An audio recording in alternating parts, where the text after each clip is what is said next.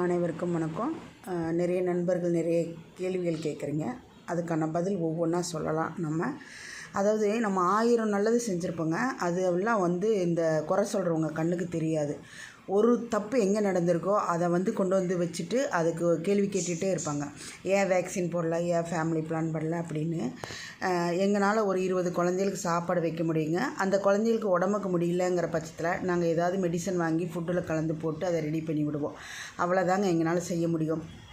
ஒவ்வொரு முறையும் நாங்கள் ரெஸ்கியூ பண்ணி கொடுக்குறப்ப 1000 ரூபாய் இருந்தால் மட்டும்தான் வருவாங்க ட்ரஸ்ட்டில் இருந்து. ஏன்னா டிரான்ஸ்போர்ட் செலவு கொடுத்தா மட்டும்தான் அந்த குழந்தைய எடுத்துகிட்டு போவாங்க. அந்த மாதிரி சின்ன சின்ன உதவி தான் எங்களால் பண்ண முடியும்.